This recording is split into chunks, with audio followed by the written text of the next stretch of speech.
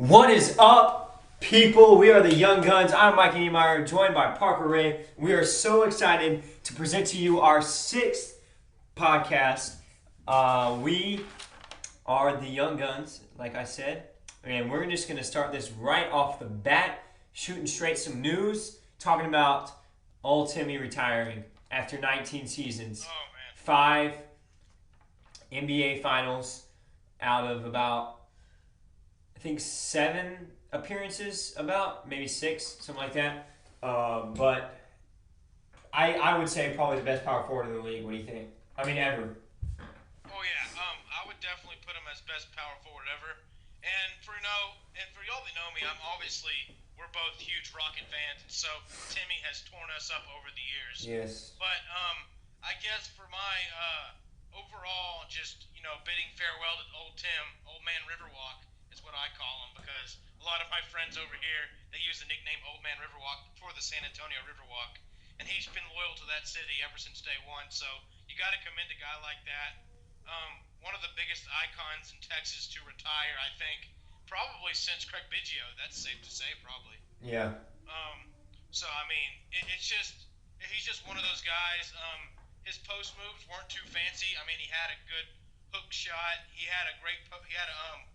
He was great at like bodying up and using the other side of the rim. Mm-hmm. He was an underneath the basket type of player, which is a very old school type of player, and it's very hard to find. I mean, you get Zach Randolph and you get I guess Al Jefferson and players like that still do under the basket type stuff. Luis Scola, for some of you may not even know him, but he does pretty good. But you don't see a guy like that win 5 championships. Yeah, it's you just.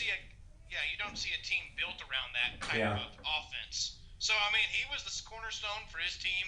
I had a debate the other day with a young. I guess she was trying to talk sports with me. She was a girl, so I was just trying to humor her and laugh a little bit. But she was talking about Kobe and his legacy versus Tim Duncan and his legacy, and I said, well, if you look at overall legacy and probably what we remembered, you'd have to say Kobe. But if you look at overall just level of play for 20 years, almost 20 years, I'd have to give it to Tim. He was consistent. The Spurs always made the playoffs every single season. Tim Duncan was there, so they were dominant. I don't know how many 50-win seasons, but it seems like almost every year they had 50 wins. So I mean, they had 50 wins. I can confirm this every season. Tim Duncan has played with the Spurs. Yeah. So that being said, and that is very hard to do. Ask James Harden. Oh yeah, we can't hardly find that. But the Rockets get a 50-win season every once in a blue moon. But to build a franchise around that guy and him be dominant for so long, I just commend him. Definitely level of play.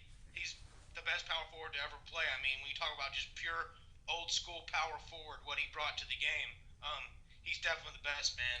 So I wish you farewell, Tim. Whatever you're doing in your future endeavors, you'll probably just, you won't be as loud as Kobe. You probably won't start your own business. You'll probably just ride off into the sunset, manage your money efficiently, and he may be a coach somewhere down the line because he has a lot to offer to young post players. But if Timmy wants to just retire and just go up into the hills of the hill country and just chill out, no one would blame him for that. He just disappeared. That'd be kind of a Tim Duncan finish. Yeah, exactly. Always leaving you wanting more. That's Tim Duncan. Everyone wanted a 20th season because that would sound good for him to have a 20th season, in right on an even number.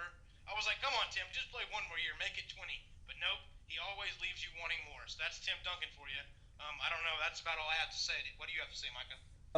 I just want to say that Tim Duncan, best power forward of all time. You kind of see his retirement versus Kobe retirements reflect their whole careers. Kobe goes out, announces his retirement in the middle of the season. Everybody starts honoring him. Big, flashy finish.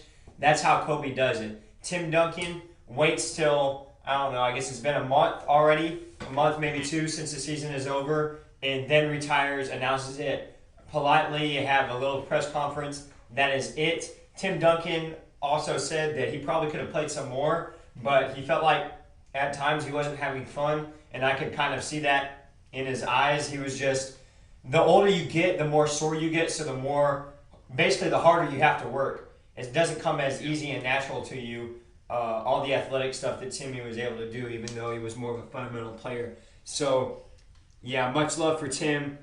5 NBA Finals is nothing to laugh about and nothing to be sorry about. He definitely left it all out on the court, and he will go down as a legend. All right, moving on. Draymond Green was arrested on assault charges. I'm just going to go out right off the bat and say, yes, he's a punk. I expect him to get into fights. The league should suspend him for 5 games at the max. I don't even care because it was just a fight. That's all I have to say about it. Don't like suspend him for 100 games or 20 games or something like that. Just 5, maybe 1. Get it over with because it was just a fight.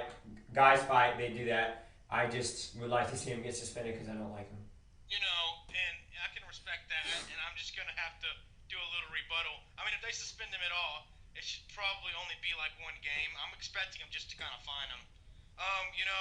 He gets into trouble, yes, and as Charles Barkley kind of came to his defense, apparently the guy was acting like a punk up in the club in Michigan.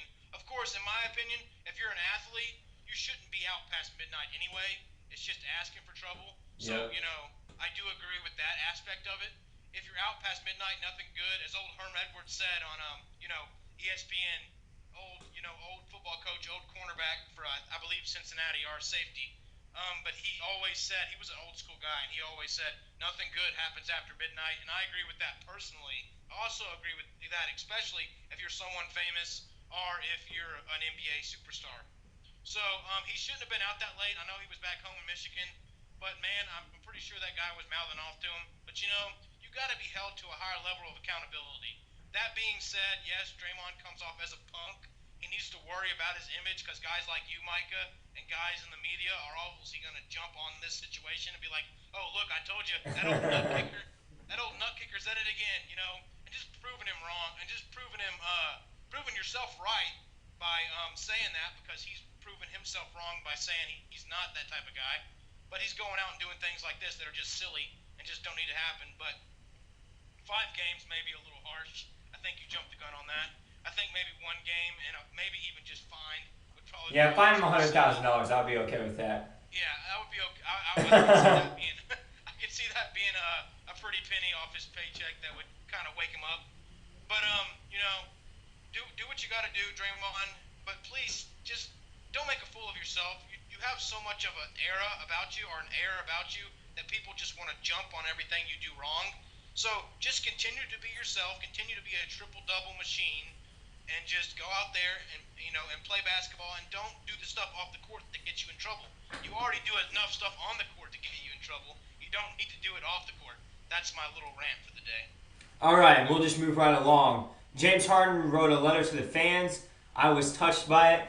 He basically said that they are going to work hard to win a championship, that they're not a super team, but they are a very good team, and collectively they are special. What do you think about this, Parker? I love it. I love it from James Harden. I think it shows a little fire. It shows a little nastiness. He gets that little dig in at Kevin Durant saying, oh, we're not a super team. That was aimed right at Durant. Everyone knows it was. Because Durant didn't come to Houston because he thought he'd have a better chance to win in Golden State, which, obviously he most likely does. But I'm saying just the fact that he said, oh, we're not a super team, but we got a group of guys that'll work hard, that won a championship, because none of the guys on the roster, except, I guess, Jason Terry and did Corey Brewer end up winning one in Dallas? Yeah. Yes. He did, and Ariza. Well, all those role guys. But no key players on the roster won a championship, so they're all hungry for one. James Harden's leading the way. Dwight's not going to be in the way. We surrounded him with 3-point shooters. I'm slowly, as I said, the season gets closer. I'm slowly, starting to like this new look Rockets team. But James, talk is cheap, a letter is cheap. Let's see you go out and actually perform your best, and lead, not perform your best, but lead the other guys to perform their best and actually bring a championship to Houston instead of just talking about it. So that's where I am on that. Yeah, I'm just touched that he actually acknowledges us. And James, I feel for you, brother, so please help us out, make it interesting this year. All right, the All-Star game was this past Tuesday. We're recording this on Thursday afternoon, evening time. Jose Altuve, Astros All-Star MVP candidate, went 0 for 3 and 1 error. What do you have to say about this, Parker? Jose Altuve did not impress me in the All-Star game. I watched it just for Jose Altuve. I was rewarded Later on, though, by Will Harris coming in the eighth inning and shutting the door on the National League's only comeback And hopes in the to sixth make sure. inning, Cole Hamels also shut the door. So the pitching for Right, our right. teams did very well. Yeah, Cole Hamels, you're right. You gotta give a shout out to your boys, Cole Hamels. He did good. He came in and shut the door as well. Will Harris came in and shut the door, picking up a Yankees mess like we always do down here in Texas, picking up after them Yankees. Exactly. But the Yankees got him in a hole, bases loaded, 2 outs. Will Harris comes in full count, gets a strike zone that could have been a little bit low and outside, but the umpire was calling that strike all night. So as a hitter, you got to know that. He got a 93 mile per hour, just fastball, just right by him. You know, he doesn't throw as hard as a closer you would like for a closer to throw, but the way his release is, he doesn't give you much time to think about whether it's going to be. He has a very quick release, so you don't know if it's going to be one of those power curveballs or a fastball, because that's his two favorite pitches. So by the time he gets the ball to the plate, you don't know whether to swing or check your swing. So by the time he got that 93 mile per hour fastball to the plate, the corner, the batter just froze. He probably thought it was going to be a curveball, but it didn't dip at all. So good job, Will Harris. Good job, Cole Hamels. Good job, American League. Jose, you disappointed me, but you know what? It's just a lot. It's just kind of have fun out there, and that's exactly what he did. So that's all my take is on the All Star game. All right, yeah, Ian Desmond, Rangers outfielder, went 0 for 1. Eric Hosmer, I think that's his first name, came home with the MVP for the All-Star, AL All-Stars, who won 4-2, I believe it was. It was 4-2. It was a low Yeah. scoring game. 4-2, Eric Hosmer, 2 for 3, 2 RBIs, 1 home run. Okay, MLB starts back up Friday, which is tomorrow. This recording might come out on Friday, but it starts this Friday. Rangers versus Cubs and Astros versus Mariners. The Rangers Cubs series will be a very good way to get the second part of the season off. That'll be awesome. Okay, Brady's Deflategate appeal denied by court is expected to go to Supreme Court, and the Supreme Court will make the decision if they are going to pick up the case or not. I have heard a lot of rumors saying that they will definitely not pick it up, which means Brady will most likely be suspended 4 games. Yeah, I agree with that. I think Brady needs to let it go. The only reason for the Supreme Court to pick up this case would be to make an example out of big businesses overstepping their boundaries. But I honestly don't think the way the collective bargaining agreement worked out is pretty much gives Roger Goodell all the power in the world. He can basically go up to Tom Brady, suspend him for no reason, and Tom Brady basically doesn't have a say in the matter because that's just how the league is wired. So he doesn't really have a case here considering he signed the collective bargaining agreement.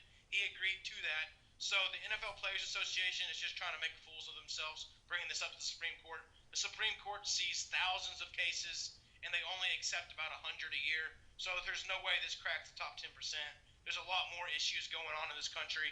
So I'm just going to have to say, old Tom Tom, I'm sorry. I know the NFL Players Association is trying to make an example out of you and trying to use you to persuade Roger Goodell to upheld the suspension, but it's not going to work. The suspension's going to be there.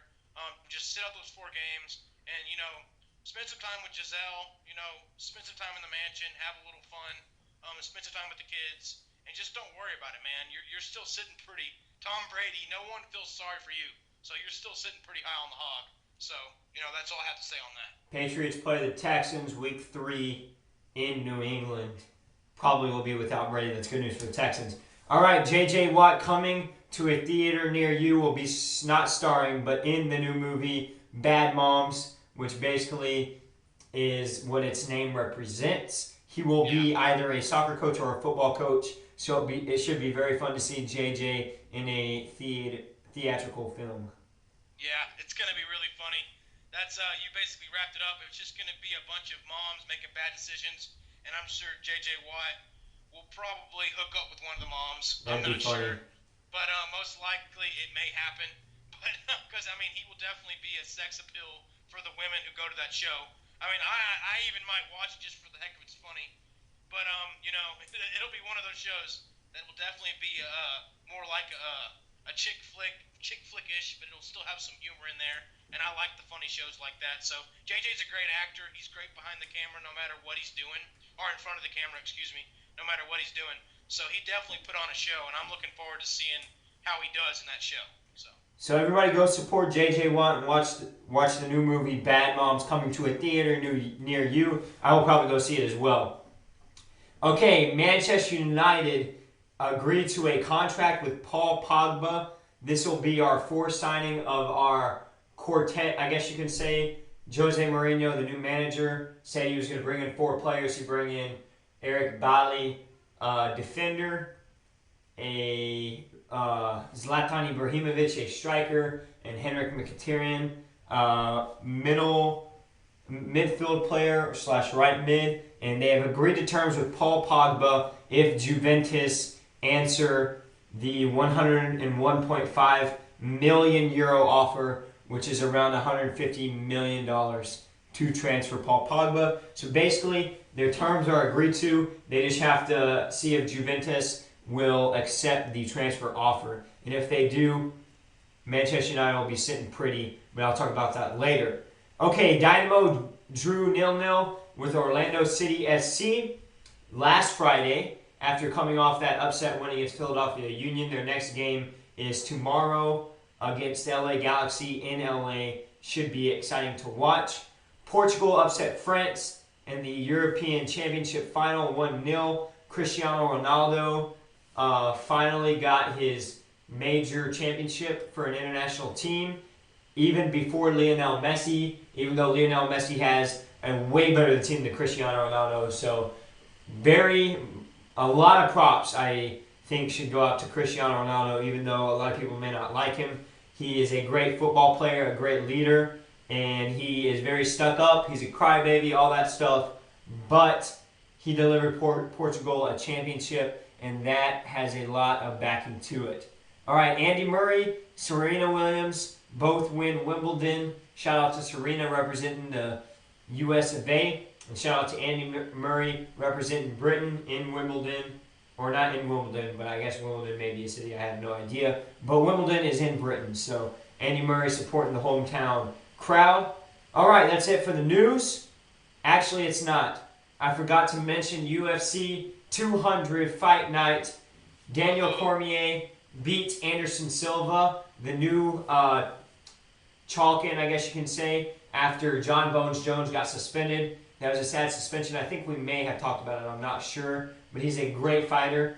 So that was sad that John Bones Jones got suspended for the substance abuse. I love him, but if he cheats, I can't respect him a whole lot. And so Anderson Silva, he's never been the same ever since he broke his right leg or something like that. I don't know. Go look up Anderson Silva leg break and you will see something very nasty and you will understand why he is not the fighter he is today. So Daniel Cormier won the main event. Brock Lesnar, representing the WWE, showed that a WWE person can actually win in the UFC again, defeating somebody by unanimous decision. That was awesome to watch. Speaking of WWE, in the UFC, CM Punk will be fighting in September.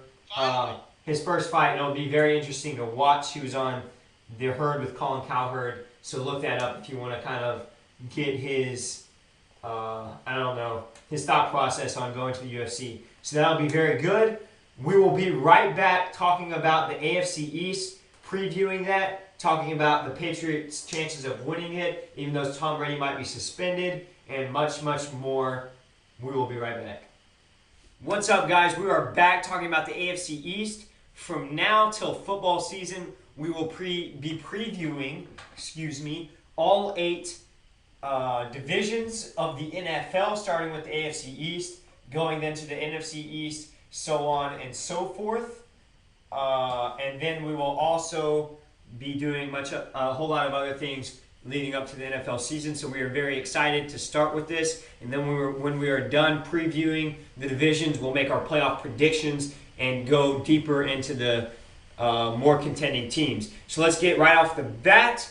Last year's standings, the Patriots finished in first place, at 12-4. The Jets finished in second with Ryan Fitzpatrick leading the way at 10-6. The only reason why they didn't make the playoffs is because Ryan Fitzpatrick threw 3 interceptions in their last game against the Bills, so the Bills got revenge on them. Rex Ryan kind of defeating his old team 2 times last season. The Patriots lost to the Broncos and the conference championship. Peyton Manning had a very, very good game and definitely probably beat the second best team in the league last year. I think the Patriots would have had a very good shot against the Panthers because the Broncos played a lot better, I think, than they did even in the Super Bowl, and it was a much closer score. The Patriots Broncos game, it felt a lot closer than the Patriots Panthers, even though the Patriots Panthers was close. Okay, the Bills finished at 8-8, getting that final last revenge game against the Jets. They have a very young, fast squad with Rex Ryan leading the way. They also got Buddy Ryan at defensive coordinator now, so the two Ryan brothers will be having some fun together up in Buffalo. And then the Dolphins finished at 6-10. They lost Lamar Miller this year. Haven't really added a whole lot, but they have some younger wide receivers like Devontae Parker stepping up, and they have another good wide receiver. I forgot what his name is, but they have one other good wide receiver as well. Okay, Parker, I'll let you start off with your 2016 predictions. Okay, man. Yeah. Record-wise, I'm not really good at predicting, but I will just go with overall like where they'll finish in the division. Number 4, I got the Miami Dolphins. They were the bottom of the pack last year, and I still have them there. They have Ryan Tannehill, who is really great at throwing like 5, 10, 15-yard routes in that West Coast offense he ran at A&M. They brought in Adam Gass, I think is how you say it. He was an offensive coordinator for the Bears, and I think he also coached with the Broncos too. He's done a little bit of coordinating all around the league. I think he also might have been a skills coach or an offensive coordinator with the Broncos as well. But his name is Adam Gass, Gase. He seems like an offensive-minded guy. But with Ryan Tannehill as your quarterback, I just don't put a lot of faith in him. If you're going to be an offensive-minded team, you may want to find someone else other than Ryan Tannehill. And that's my biggest thing, is I don't trust his arm very much, especially late in the season. If he has the right speed around him, which it looks like he does with those young wide receivers, but he lost his running back, Lamar Miller, who was great when he just was in a jam. He could dump it off to Lamar, and Lamar could pick up 10, 15, 20 yards just out of the backfield. So that's definitely going to hurt him. And, overall, Dolphins, I don't really know what they have on defense. Is Ndamukong Suh still over there? Yes, but they haven't really added much or lost much on defense. Actually, they did lost, I believe, Antoine Vernon. I don't know how you say his first name, but Vernon, defensive end. I think he played for the Dolphins. He definitely went to the Giants. Okay, so yeah, that was definitely. So yeah, the Dolphins have probably just lost players. They are progressing with some of the younger talent, but nothing much to be excited about, I would say. Yeah, and so that basically wraps up my Miami Dolphins just summary. I don't see them making the playoffs. Obviously, fourth in your division, you're not going to make the playoffs. But hopefully they do a little better than last year. But I don't see them doing much better. Obviously, 6-10, they didn't do very good last year. But it just doesn't. It's not looking good for the Dolphins. They're trying to go offense when they really need a guy that come in and work on defense. So I don't think Adam Gass or Gase, or however you say his name, was the right choice at head coach. He's really kind of a no-name. So I don't really trust him as the choice. They should have gone with someone more defensive minded, but everyone went up so fast. So there's my pick on the Dolphins. Don't think they'll do so good. I got them at 4. All right, yeah, I also have the Dolphins at 4, 6-10. Basically, what you said and what I said. They just don't have enough talent. They lost players. I mean, they're going to be bad. They'll probably get a couple good draft picks out of this, though, and look forward to the future with Ryan Tannehill leading the helm. Their upside, I have them at 6-10. They probably, their floor, I would say, is around 4-12, solely based on Ryan Tannehill and the threats he has at wide receiver. And their ceiling, I would say, is 8-8. I would say 9-7 because they can surprise you and rally the troops. But I have them sitting at 6-10. Yeah, that's healthy. That's good. Yeah. All right, number 3, who you got? It's looking a lot like last year's sad nut right now. But I got the number 3. I got the Buffalo Bills. I got them still sitting at number 3. I do like Rex Ryan. I do like their scheme. Tyrod Taylor is their QB. He's definitely a good speed QB. He can throw too. He can throw the deep ball pretty well. They got Sammy Watkins out at receiver, who's from Clemson. All those Clemson receivers are great. So, dumping it out to Sammy Watkins or going long to Sammy Watkins is definitely a healthy choice. But just their formula of just running the ball with Shady McCoy, which is a good formula. If you know you're going to play great defense and you know Shady McCoy is going to produce and you're just going to feed him because that's Rex Ryan's motto, then I say go for it. But here's where I look into it. I think Rob Ryan coming in, being the defensive coordinator, although his defense is a lot like Rex Ryan's, his defense has a history of being terrible. Look back at the Saints last year. They were bottom of the league in almost every category. Um, I don't trust Rob Ryan. I don't think players trust Rob Ryan. I think when you bring in your brother to help you coach, it just seems like you're kind of throwing a pity party for him. Like, oh, no one else wanted to hire you. Come on, Rob. I know you're the reject of the family, but come on. You can come coach with me. We'll be in Buffalo. We'll chill up here in the cold. But, I love Rex Ryan. I just think bringing in his brother Rob was a bad choice. And I guess I've been looking at coaches with these with these last two picks I've done. I've kind of been looking at the coaching staff because coaches play a bigger impact in football than any other sport. It's all about it's a big strategy sport. Because there's individual plays, unlike any other sport besides baseball. But baseball, you're not able to rally the troops and talk to people all the time. Yeah. So I would say the individual plays a huge role in it. Yeah. And the fact that you can feed information right into the QB's headset and linebackers headset and safety. So definitely coaches play a bigger role. You're right. All right. Just speaking of the Buffalo Bills, I have them number 2, and I think they're going to finish 10-6, and I'm going to tell you why. I think Tyrod Taylor's presence last year and his performance was not a mistake, and I think he will add on that with Sammy Watkins making some plays last year, with Shady McCoy, who's an absolute beast. His charges were thrown out the window, so he has no suspension from the NFL impending or fine. So he's looking great. I love Rex, and if you follow Rex Ryan's kind of, I guess, roller coaster of his career, the teams start terrible, then they get better, and then they end terrible most of the time. That's how the Jets did, and that's how I kind of think the Bills will happen. So I think they're going to do pretty good this year, ending at 10-6. I think their ceiling is 11-5, and their floor is 6-10 because Buddy Ryan. I don't like Buddy Ryan, but I think with Rex there, they can make stuff happen because I think Buddy will listen to Rex. Maybe I'm wrong. Maybe they have a sibling rivalry going on, but I think Buddy will listen to Rex because Rex hired Buddy, and they're trying to do things to keep the family. Rob. Yeah, sorry. Rob Ryan. Not Buddy Ryan. Buddy Ryan's the best, one of the best defensive coordinators ever. Excuse me. Ryan, I wouldn't be sorry, Buddy Ryan. I would be saying 12-4. Sorry, excuse me. Every time I said Buddy, I meant Rob. Yeah, Rob Ryan. Buddy's on our mind. Yeah. Because he died. Sad, right, Buddy. But Rob Ryan, not very good. But I think with Rex's help, they can do great. But I'm mainly making this decision on their triple threat of Sammy Watkins, who I think is a top 10 wide receiver and has the talent of a top 5 wide receiver, and LaShawn McCoy, who is probably still a top 5 running back in my eyes. I like that. I mean, I guess I'm just going to jump right into my number 2, adding on to what you said about the Bills, though.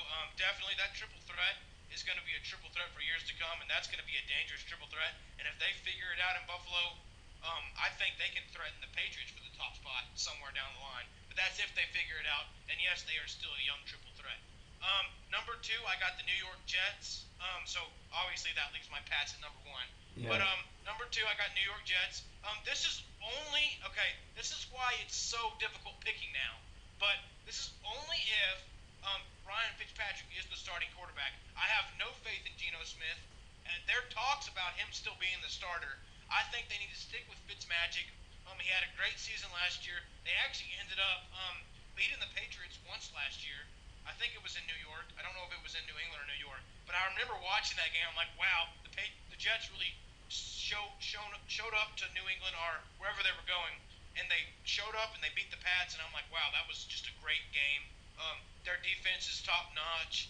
Todd Bowles, the coach, he did great last year. That was his rookie season last year coaching.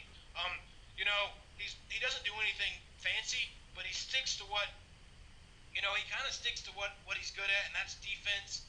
And on offense, he kind of just lets Fitzpatrick do his thing. A lot of teams like to contain Fitzpatrick and say, "Hey, man, you shouldn't be going over here making these crazy plays." And and when he does that, and when he puts his body on the line, as Texans fans, we know he broke his leg against Indianapolis, and that pretty much ruined our season. I think it was not last year, but 2 years ago. Fitzpatrick, I call him Fitzmagic, but Ryan Fitzpatrick always makes these crazy plays, and he's not exactly your prototypical quarterback because he thinks he's faster than he is, he thinks he's bigger than he is, and he's really not. And sometimes he thinks his arm is better than it really is. But when everything's clicking, he's a great guy. He's the guy you want at quarterback. He's a guy you want to go to war for.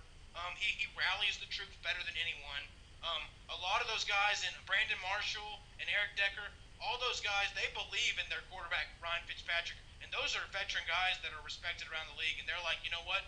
I'd rather have Fitzpatrick. I don't want anyone else. They said they want Fitzpatrick. And of course, that can be just sweet talking your guy because he's not going anywhere. But I think they need to work out a deal for Fitzpatrick, bring him back to New York, and I could see them honestly being number 2.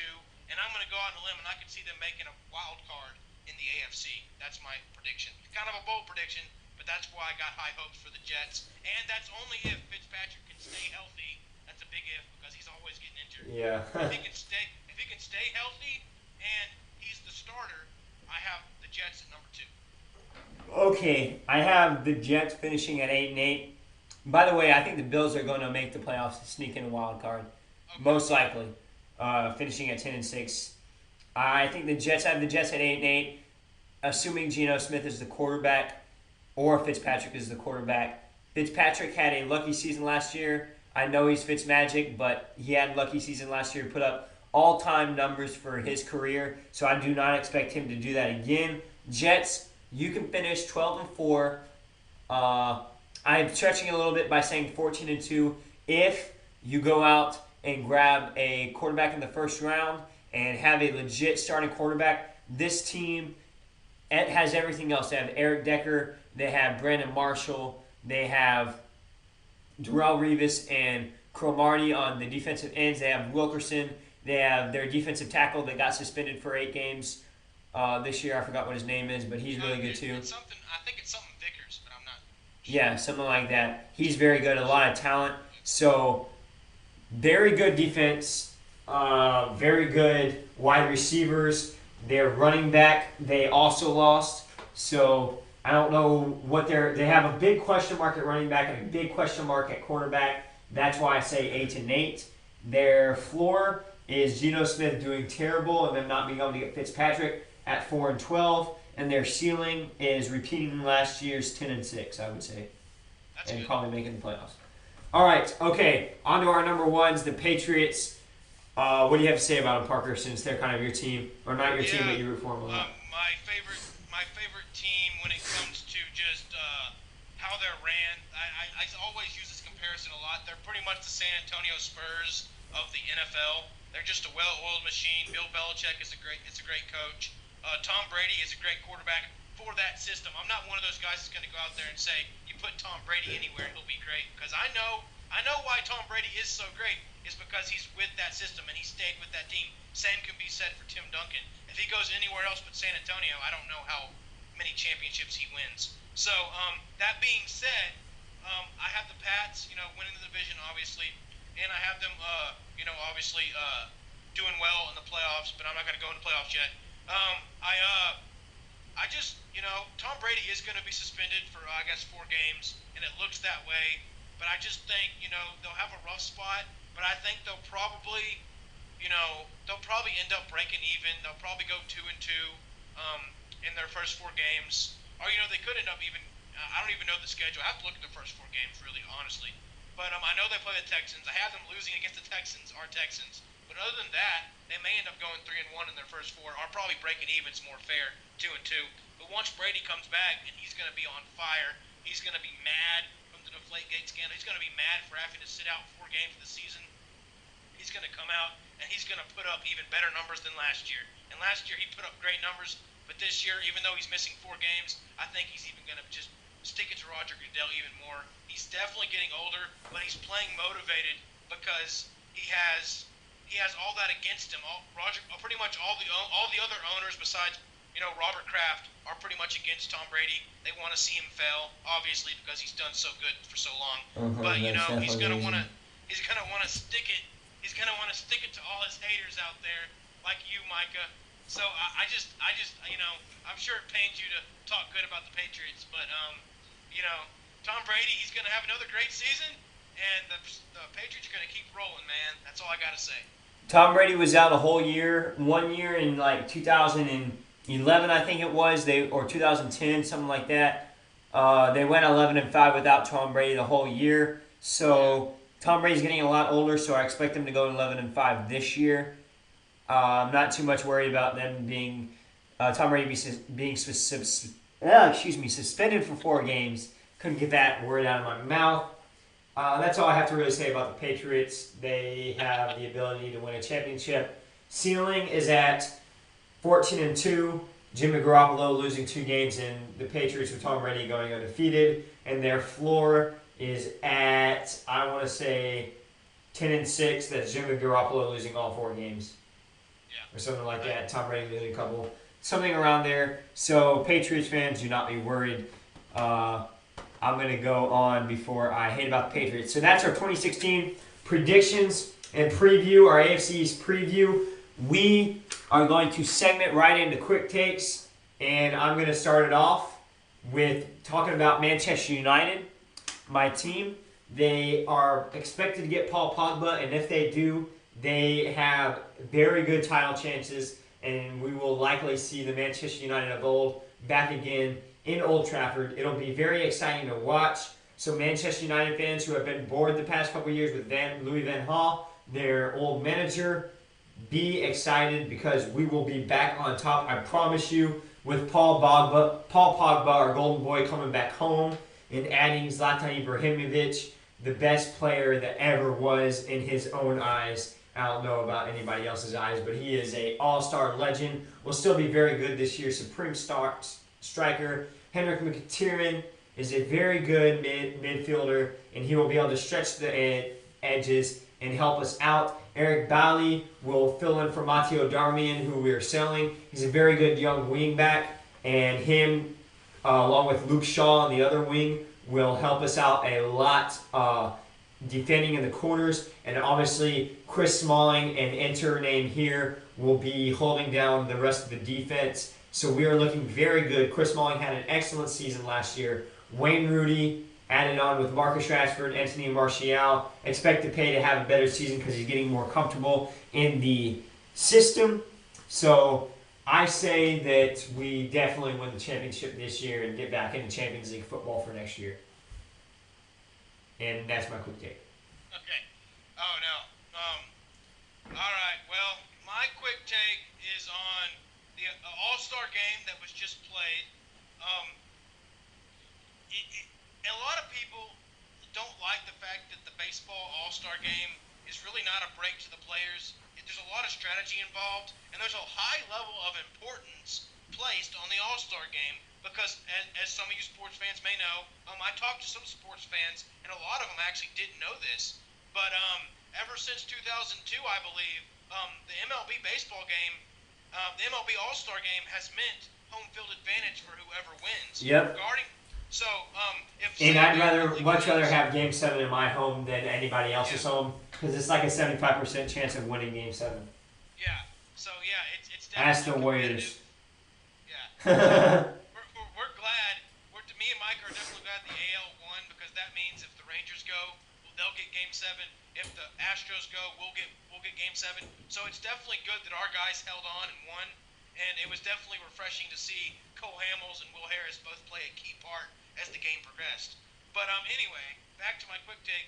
I'm just saying, for those people that don't want it to be competitive, for those people that want it to be more like the NBA All-Star Game, which is fun. NBA All-Star Weekend is very entertaining. Yeah, but the NFL Pro Bowl is terrible. It's a disgrace. Yeah. Sorry, this is your quick take. My bad. Yeah, no, it's all right. I agree with that though. But I'm just saying, for those people who are whining about the NBA All-Star Game being whining about the MLB All-Star Game being competitive and not really being a break for the players. I'm just gonna say, you know what? Boo-hoo. Where's your competitive nature? Where's your passion for sports? I wish the NBA did it more like the MLB, and I wish they made the All-Star Game actually mean something. You know how much fun and how much more defense would be played at the NBA All-Star Game if it may not be as entertaining, but I would actually, as a true sports fan and a lover of defense and basketball, I would actually watch it even more than I do now. I would actually be more entertained by it myself if NBA actually meant something. So, say the Western Conference won in the NBA All-Star Game, that means that they would host the the NBA Finals, which means they would get Game 7 at their house, no matter what team it was. So I think it would be played a lot better. I think it would be a lot more fierce. It would be a lot more game plan going into it. There'd be a lot more strategy. It would just be a whole lot more fun to watch. I hope baseball doesn't change it. I love Bud Selig for what he did. He made this game mean something. And so, when I was watching it, I was actually worried. I was standing on the edge. I was actually rooting die hard for the American League. I'm like, come on, guys, pull it through, man. Because I was, it means something. It actually means something to the sport later on down the line in the season. So, that's just kind of my little rant on that. I know people were complaining and they were saying, players should get rest, players should be able to have fun, unwind, complaining that the MLB All-Star Game really isn't a break to the players who get to go because, they have to worry about winning. They have to worry about performing. As we saw in Jose Altuve, he was 0 for 3. He was real worried. He was not used to that kind of spotlight. He got a little choked up at bat. Like when he was batting, he just kind of swung for the fences, and I know he kind of does that every time. But he didn't do a lot with his bat, and he even had an error, like Micah talked about earlier in the game, that actually didn't end up costing us too much. But it still, you could tell Jose Altuve was rattled. And then you get a guy like Eric Hosmer and Salvador Perez who go up there and hit a 2-run homer, and Salvador Perez hits a 1-run homer, and all of a sudden the AL's up 3 to or 4 to or 4 to. They ended up winning 4-2, but I think at the time they were up 3-1. So it just those Kansas City boys, they kind of can handle the pressure pretty well. So because they kind of been there, done that. But anyway, it was just exciting to watch. The real stars definitely showed.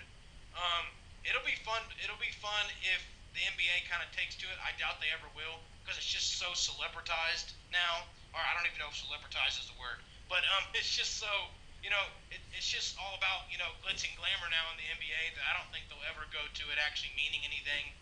But you can say Hollywoodified, if that's a word. Hollywoodified is definitely the word I was looking for. It definitely makes more sense than what I was trying to say. But y'all get my point on this. The All-Star Game should mean something in basketball too, I think. And I'm so happy that it means something in MLB. And all those people complaining about it meaning something and it not being a real break for the players, they just need to hush. It's all about competitive nature. As Kobe Bryant said in his speech at the ESPYs, you can rest at the end. The players can rest at the end of the season. They don't need to rest in the middle of the season. Come on, let's go. If you made the All-Star Game, that's great, man. Compete, win it for the American League, and show some pride out there, man. So I'm happy. I'm happy that the American League won, and I'm happy that the MLB actually put some meaning behind the All-Star Game. So that's pretty much my quick take. Okay, great, very great quick take by Parker Ray, everybody. Yours truly, the best quick taker in the Young Gun Sports Podcast segment. I'm going to put him ahead myself, just for selfless reasons. All right, we will be right back with the top 5 quarterbacks of the NFL. But first, this is your advertising segment where you, yes, I'm talking to you, can advertise on the Young Gun Sports Podcast. We have over 300 people tuning into our page and to our podcast, so we are very popular, and you will get your name out for everyone. If you're in Kerrville, we have listeners from Kerrville. If you're in League City, Alvin, Friendswood, we have listeners from there. We have listeners from all around. Get your product out there, and we will make it be known. No other place better than Young Gun Sports Podcast to advertise. So, with that being said, top 5 quarterbacks in the last segment coming up in a second. Hello, everybody. We are the Young Guns, shooting straight, top 5 quarterbacks. that you need to know about leading into the season because they're the best quarterbacks in the NFL right now. I will let you start off with your top five, Parker. All right, at number five, before I start, I want to tell you how I did my list. I did it on guys that have proven they can take over a game, guys that are proven winners. A lot of veterans on this list because I believe, my opinion, that quarterbacks need to be guys that kind of know what's going on. They need to be veterans. They need to have some sort of, understanding of the game. And rookies jumping right into it, it's really hard for those young guys to jump right in at quarterback and be successful. It can happen nowadays more than ever, but it's very rare still. So my number five is Drew Brees from New Orleans Saints. Old boy can still take over a game. He's never been surrounded by a good defense except for the year he won a championship and he beat Peyton Manning and the Indianapolis Colts. But that was just great coaching by Sean Payton as well. The onside kick to start off halftime, second half. But anyway, Drew Brees can still put up big numbers. He's one of the best. He's one of the best. He's one of the most precise passers in the game. I think he actually is the most precise passer we have. Yes, he's short, but that gives him just enough ability to scramble in the pocket. He's not a great running quarterback, but he is a great scrambling quarterback, and his pocket presence is bar none. So he can definitely get it done. So I got the old man from New Orleans, from actually Lake Travis. He's from Texas, but I got the old boy in New Orleans, Drew Brees. That old man can still get it done. Number five. And for number four, I got your boy Micah, Eli Manning, a Manning in there because I just feel like his arm strength, and he's still kind of in his prime. You look at his age, and he can still get it done. He's still got some great years left in him, I think. So if they get the right system over there, I know he lost his boy Tom Coughlin, but I think someone in the Giants system is going to step up and be the coach. So it's still going to be familiar system to Eli, and that's really good because it's hard to change a veteran quarterback this late in his career. You got to keep what he knows. The West Coast offense is what he knows. He is the best West Coast quarterback in the league right now. He can get the ball out quick. He has great guys. Odell Beckham Jr. He can give it out to. He got guys all over the field that can run. So definitely inflates his stats. That West Coast offense can do that because all he has to do is just get it out real quick, and the receiver can take off for an extra 50 yards. But he does it better than anyone else in the league right now. So that's why I have Eli at number four. And I love Eli, but he's not on my list. I can tell you that.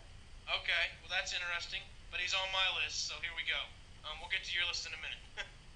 Number three, I got my boy Tom Brady. I still think he can get it done. He's going to come back after a 4-game suspension. He's going to be raring to go. His team is obviously a well-oiled machine, like I've said numerous times. The boy can put up stats with the best of them. He's got Gronk. He's got Edelman. He's got some great weapons out there. All he needs is time, and his offensive line is great at giving him time. So if he has the time, his system will develop, and the receivers will get open, and he's just great at finding his guys. So I got him at number three.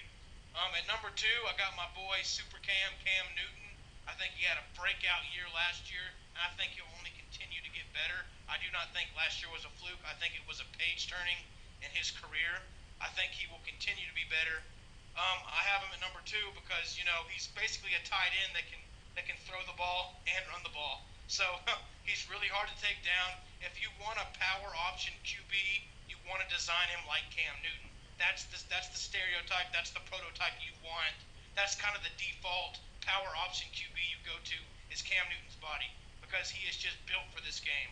He can dish out punishment when he's running, and he can throw the ball with accuracy, and he can pretty much just kind of do it all.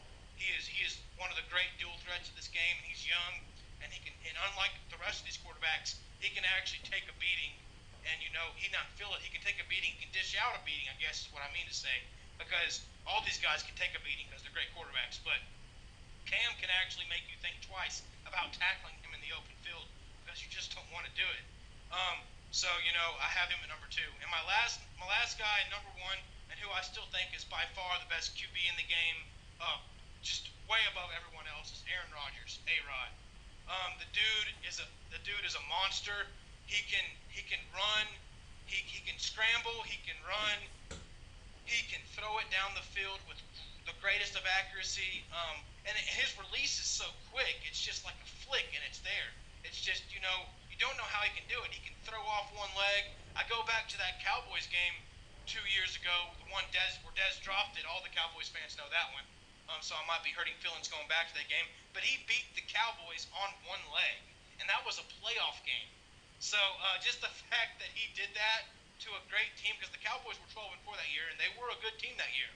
So just the fact that A-Rod went in there and beat those boys pretty much single-handedly. I mean, Dez could have still caught the touchdown, and I'm pretty sure A-Rod still had time to drive down the field and score again. It was A-Rod's game to lose, and he did it. And he continues to impress me every time he's on the field. He just needs his guys to be healthy. Jordy Nelson was out last year. That was his go-to guy. So if Jordy Nelson can be 100%, look for the Packers to do great things this next coming season. A-Rod, you can never count him out. He will put up points against any defense there is. Can just pretty much do it all, and that's why I have him at the number 1 quarterback. So that's my top 5. Let me recap before I send it to you, Micah. I got Drew Brees at number 5. I got Eli Manning at number 4. I got Tom Brady at number 3. Super Cam Newton at number 2.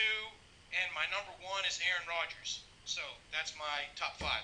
Yeah, Aaron Rodgers can do everything except for beat the Vikings in Green Bay when it matters the most, which probably cost them their playoff chances this year. But that's another story.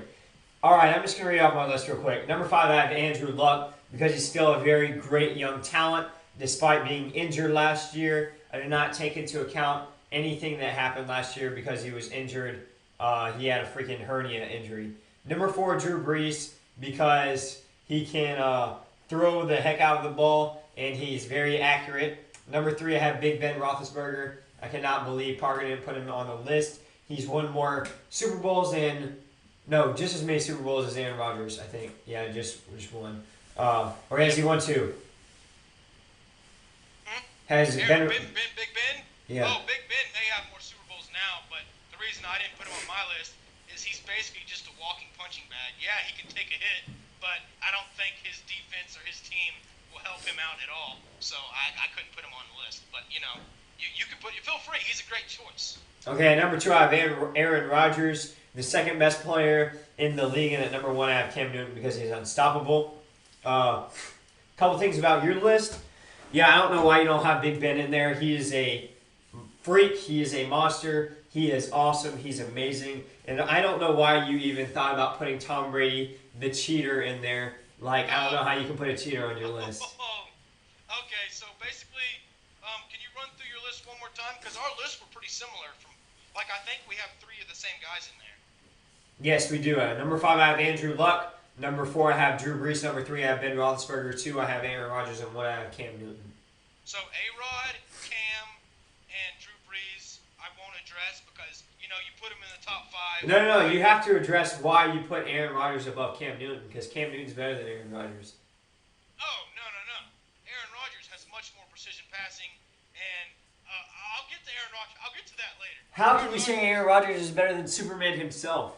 Aaron Rodgers is a bad man, but let me get to Andrew Luck. How you put him on the list is a travesty. The dude can't stay healthy.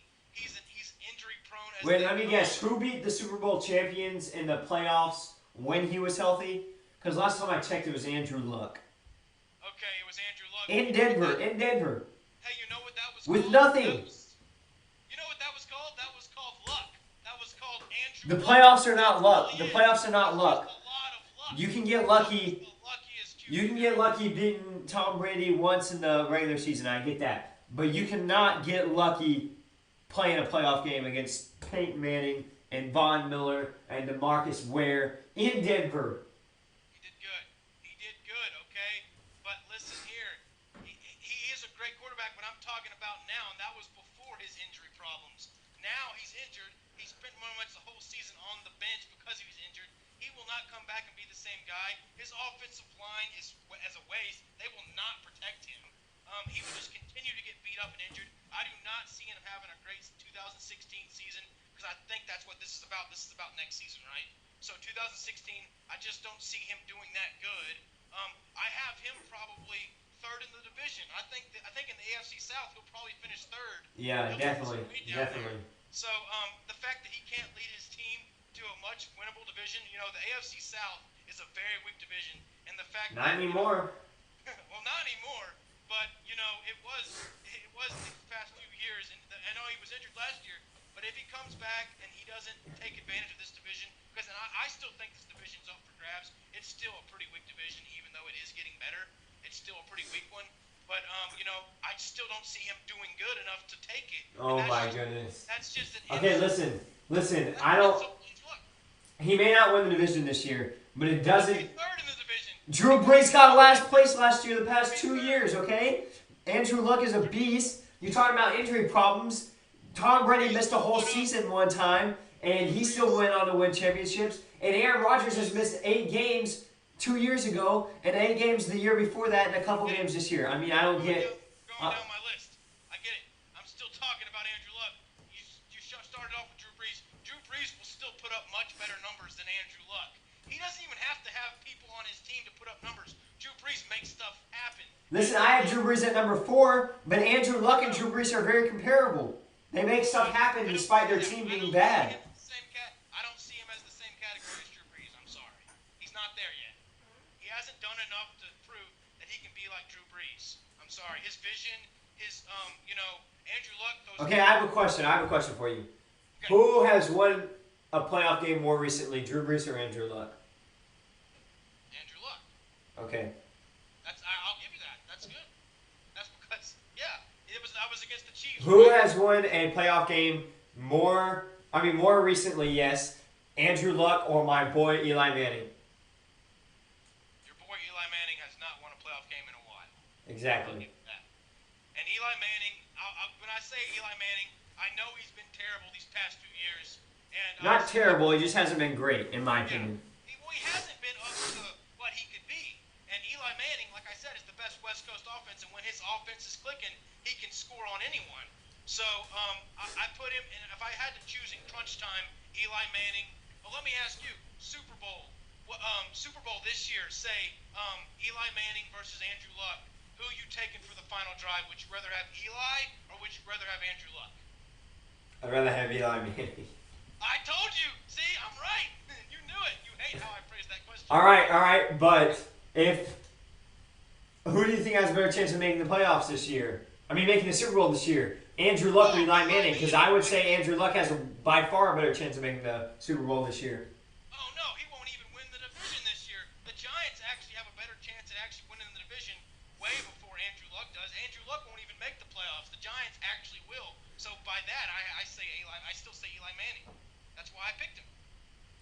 By the way, I'd rather have Andrew Luck over Drew Brees in crunch time. In crunch time, okay, that's fair. And I have Drew Brees ahead of him. Yeah, I don't know. Just because Drew Brees has won a Super Bowl over my man Peyton Manning, I have mad respect for him for that. I would still go with it. I would still go with the experience of Drew Brees. I would still go with Drew Brees in crunch time. You can go with Andrew Luck. Andrew Luck is a good player, and if we were talking about top 10 quarterbacks, I'd have him on my list. But top 5 is very hard to crack in this league, so I had to go with Drew. And Big Ben, I could have made a case for Big Ben. He's just so banged up now. He's not banged up. I'm pretty sure he led the league in passing yards this year in the AFC. He did. He had a great guy. He had a great group of guys around him, and he's a juggernaut in the backfield.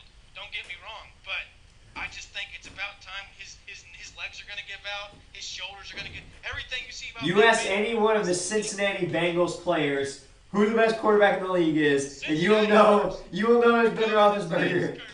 Let's not even talk about Cincinnati. T.J. Yates made Cincinnati look bad. Let's not even start with Cincinnati.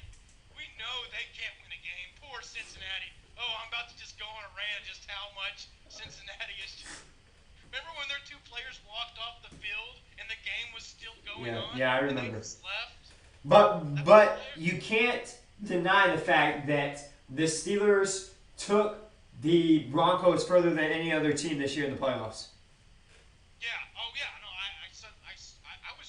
was personally cheering for Big Ben and the Broncos. I know because how much you like the Broncos. I was cheering for the Steelers to win that game, but they ended up not winning it. So it's just kind of a what if type thing. But I love Big Ben. If I was a quarterback how I would be because I wouldn't move around too much. I'd just be launching it down the field. So I love Big Ben. I love the way he plays. I just don't see him cracking the top 5 when it comes to performances in 2016. I just don't see them doing that. I don't even see him lasting the whole season, to be honest. I bet he gets injured again. Okay, whatever. How do you place Aaron Rodgers ahead of Cam Newton? Because I'm thinking, Aaron Rodgers, you can't be the best quarterback in the league if you can't even win your division against Teddy Bridgewater. That's true. And the only thing I have to say about that is A-Rod didn't have Jordy, and Jordy was his go-to guy. And obviously Cam Newton didn't have very many go-to guys either. So you could argue that as well, and I'm pretty sure you've already thought of that. So, yeah, who Teddy Bridgewater have? Besides Adrian Peterson, who do you have to throw to? He had Travis Randolph. That was it. Yeah. Yeah, Teddy Bridgewater didn't do crap, though. Why? He's not even on the discussion. They beat the Seahawks. No, they should have beat the Seahawks, and they beat the Packers. Oh, yeah. The Minnesota Vikings just outcoached their coach just outcoached the Green Bay coach. That's what it came down to. I don't blame it on Aaron Rodgers. No, it came down to Aaron Rodgers choking.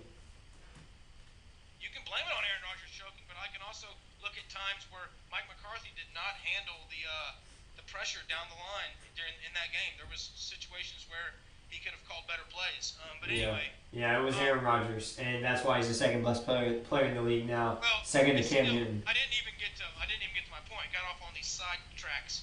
But Cam Newton, yes, he is super Cam. Yes, he is the best young quarterback in the league. Yes, he is unstoppable. I'm talking about if I were to put Aaron Rodgers versus Cam Newton in the Super Bowl. I'm taking Cam Newton. I'm taking A-Rod. I'm taking A-Rod because I believe his accuracy down the field is better than Cam. Cam can bulldoze people, but A-Rod can run too. And if you had to put them, side by side, 40-yard dash, I'm pretty sure A-Rod can keep up with Cam. No, he can't. He can't keep up with Cam. Cam's bigger and he can bulldoze, but A-Rod's a fast white boy. He can get down the field. He's not nearly as fast as Cam Newton. I bet you that. I don't even know their 40-yard times, but I'd like to see them. I'd like to see if they're even close. We'll share y'all. We'll share that information for y'all next podcast. Yeah, that would be good, and you're probably right on that. But just looking at watching the game and how quick A-Rod releases it, and just how quick he can get out of the pocket, and just how quick he can choke. He can get the sideline quicker. I'm going to ignore that. He can get the sideline quicker than Cam Newton ever can. Cam Newton's a better north and south runner, but when you talk about the guy getting the sideline and just bolting down the field, A-Rod can take it distance every play. I have a question: is the end zone to the west or to the east of the player, or is it to the north or south? No, I phrased that wrong. I have a question. When you get the sideline, then you run north and south.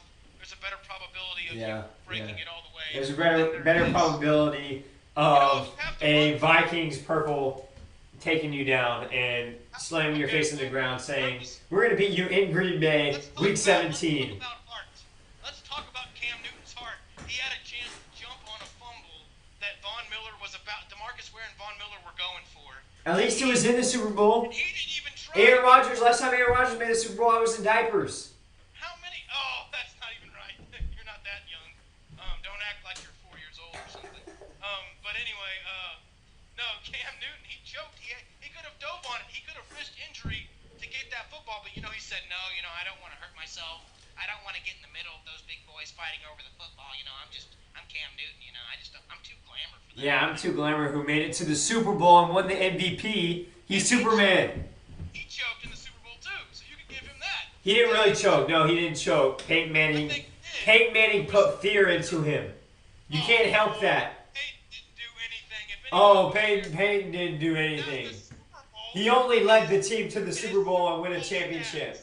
I'm looking up his Super Bowl stats right now. It doesn't matter about stats. LeBron James, he doesn't win games by stats. He throws up 43 points and loses. He wins games by leading, by making the team around you and managing the game.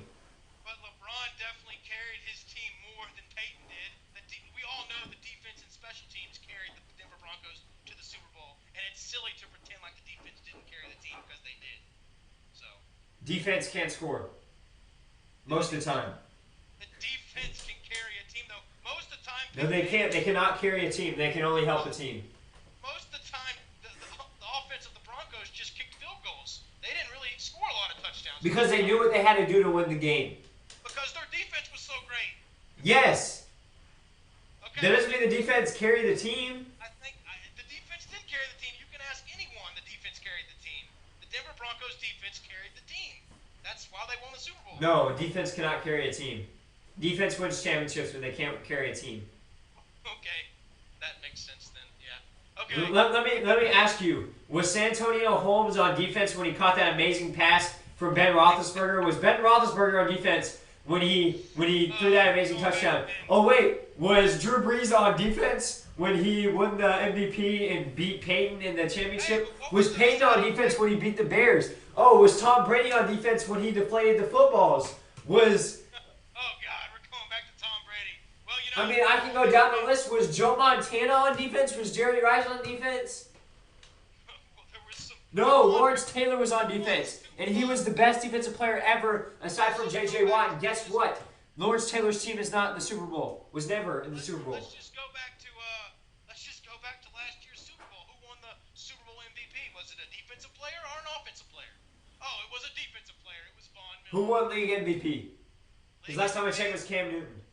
It was Cam Newton. I'll give him that. I put him number 2. I just can't put him ahead of A-Rod. And listen, Peyton Manning could have thrown for 300 yards if he wanted to, but they probably would have lost the game. He couldn't have done that. Yes, he could have. They probably would have lost the game. It was all about game planning and having to beat that team. Because last time I checked, he threw for like 280 and had a touchdown and threw 0 interceptions and only led his team to beat Tom Brady, the cheater.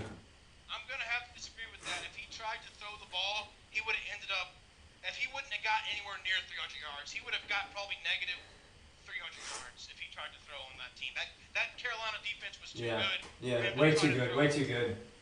Their quarterback, I mean, he is a shutdown corner. He had run the Redskins. Dude, Manning was throwing up ducks. He could barely get it down the field. If he got it 10 yards, it was like, yeah, definitely. Oh, God, thank you, Peyton. You got it 10 yards barely. Oh, is your neck okay? Oh, Gary Kubiak's over there on the sideline. Yeah, ask the two rings on his finger if his neck is okay. Hey, his first ring was all him. I'll give him that. Ask the 3 or 4, or no, ask the 5 league MVPs if his neck is okay. Was okay. It's not. That's why he's retired. He's carried a lot of teams. He didn't carry this one, but he's carried a lot of teams. Okay, thank you. You finally said it. He didn't carry the Denver Broncos. I'm not saying that he didn't carry the Denver Broncos. I'm saying he led them to the championship. He led them. He didn't carry them. He led them. Do you think Moses carried all of Israel on his back? No, he led them. Israel, they carried them their own babies. Well, you know, leading and carrying is pretty close to the same thing, I will say. But anyway, I mean, you just admitted my point. You said Peyton Manning didn't carry the team. I did not admit your point. You're saying that the defense carried the team, and they didn't. They did. A defense can't carry a team. The defense was the reason they won games.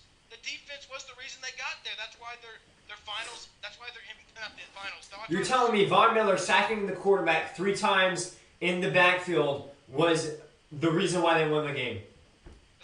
Yes, because they put. Because I'm telling you, it was the strategy. It was the strategy, the leading. It was the whole team together, wanting to win for Peyton. In my opinion, Wade Phillips should have won MVP. And Peyton Manning struck fear into the eyes of Cam Newton. That's why they lost. It wasn't Peyton. Cam could care less about Peyton. It was definitely the defenders that struck fear in Cam Newton. He doesn't have to face Peyton. He faces Von Miller. He faces DeMarcus Ware. That's who he faces. That's who he's worried about, not Peyton. Okay, one last point. Getting back on the topic, defend Tom Brady, the cheater. Defend Tom Brady? Yeah. Okay. Well, Tom Brady is probably my bias coming out, Micah, because I love Tom Brady. And you love a guy who spies on people and deflates footballs. Well, yeah, but if you ain't cheating, you ain't trying. So, I mean, you know. No, that's definitely not how it goes. He wants to win so bad that he's willing to do all those things. You know, all joking aside, Tom Brady will put up great numbers next year, even though he's out for. He'll give the rest of the QBs a 4-game start. Yeah, and when the Texans come to New England, even if he's playing or not, the headsets will miraculously turn off, and we won't be able to communicate to our team. You know, And then you'll hate the Patriots. Then you'll see my side. I will. If it happens to my Texans, I definitely will turn. You know, all this is fun and it's good and fun, but if I could put Brock Osweiler number one without, the rest of the world hating me, I would. But, I obviously couldn't put Osweiler on this list. But deep down, yes, as a Texans fan, I would have loved to put Osweiler on this list. So, yeah, when it comes to this, none of this matters when it comes to my Texans, of course. And I would definitely see your side of it if that happened. But, cheating or not, Tom Brady is still the best quarterback for that system. Him and Bill Belichick were a great fit, just like Tim Duncan and Greg Popovich were a great fit. That's just when you think of Patriots, you think of Tom Brady, you think of Bill Belichick, you think of those two guys. He can't win without cheating. That's all I have to say. He's a cheater. Well, they obviously got away with it, so it worked. No, they did not get away with it. The Super Bowls still say otherwise, so. No. There's asterisks by every single one of their There's Super no Bowls. asterisks. Asterisks. Asterisks. No asterisks there. I googled it. There's no asterisks. Okay. We are the Young Guns, turning top 5 quarterbacks into a legacy/championship issue.